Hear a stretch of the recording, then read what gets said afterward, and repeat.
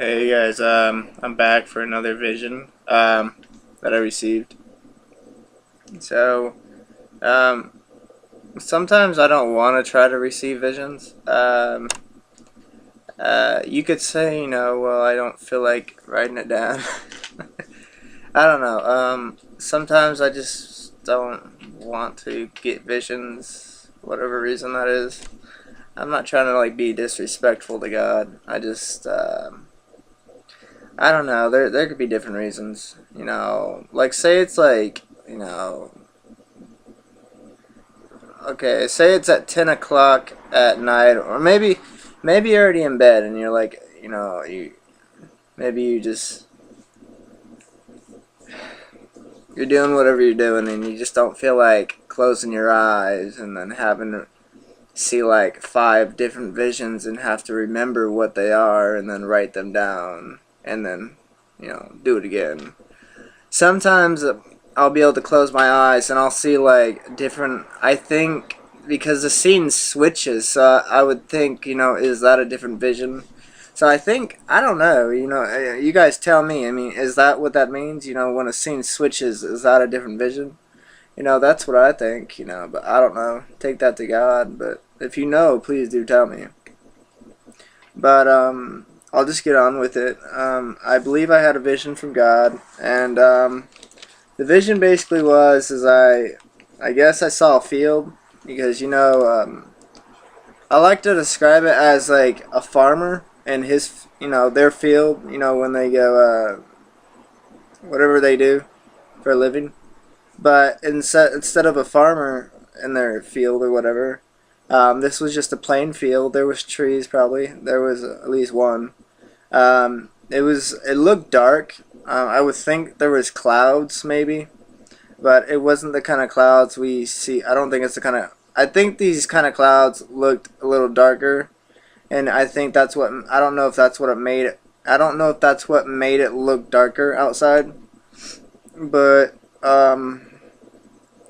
like as if I was to go outside and it looks like it's raining, like it's gonna rain. I mean, um, because the clouds are dark enough. They look like you could tell like okay, it's probably gonna rain today. But this looked a little bit different. I think these clouds looked a little darker. I'm not sure. And then I saw it looked like these were probably fireballs.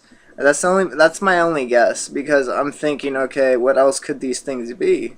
It just looks like fire is coming down in different areas of that field, and it's just like these things are shooting down from wherever down to this field, and they're just going wherever.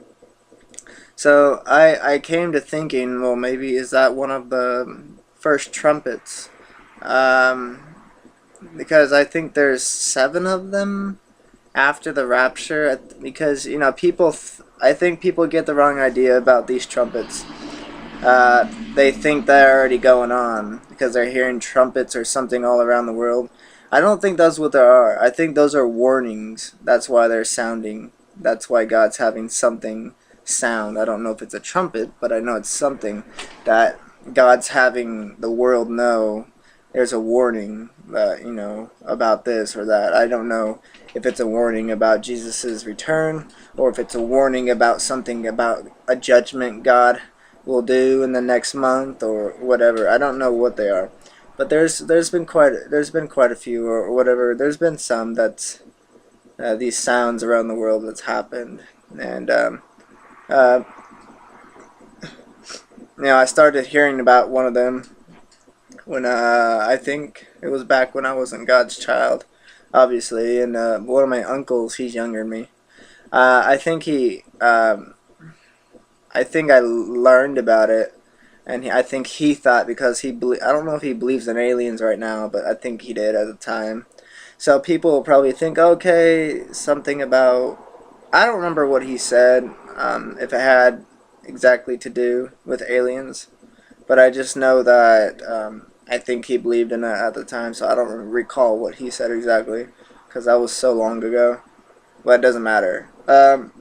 The thing is that I learned about it a long time ago, and then today. So I I don't think those are the soundings of what is in Revelation.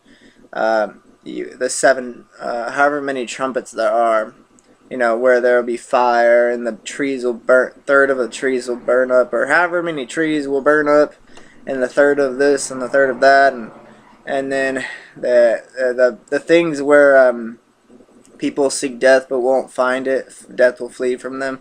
I think that has to do with the part where people will be stung by the things that will be like the sting of a scorpion for 5 months, where it talks about that, I believe, if you want to look at it. I think that's the thing that death will flee from them. I think that they'll be stung so many times that they can try to kill themselves and they won't be able to die. I think because their punishment is for 5 months, they have to deal with this. They have to deal with that pain, or something. They have to probably deal with being stung or being around that stuff for 5 months. So I think that that's what that is when it says they'll seek death but won't find it. So I think that's what that relates to. I don't know if you get anything different. Some could say no, it means that for everybody in the tribulation. Well, if it meant that for everybody, how did people die? How come people die? I think I've learned something from a video that I guess, I don't know if it was a car crash or something, and I guess people just got hurt but they didn't die. I don't remember. It was probably from some video I learned. So again, I think people can die. Like if you jump off a building and you just get really hurt really, really bad but you don't die.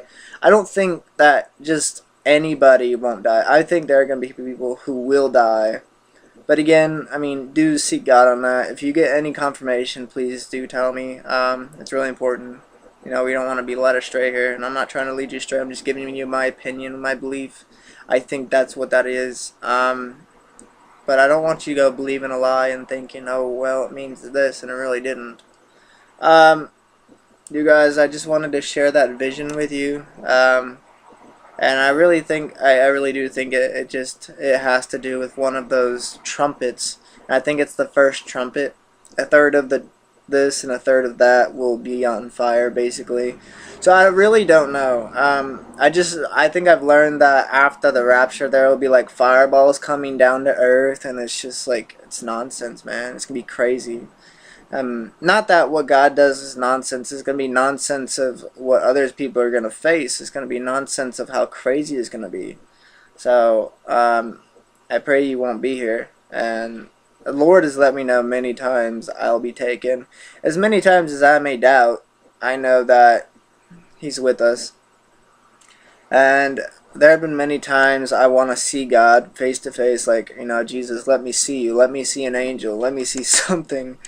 But I believe He's let me know that He wants me to be patient. He wants me to wait till His return. Not that He wants me to not be able to see Him. It's the fact that some of us, He tests us on our faith. Some of us, He wants us to be patient. Some of us, He wants us to accept that if we cannot see Him and we have to wait till His return, then so be it.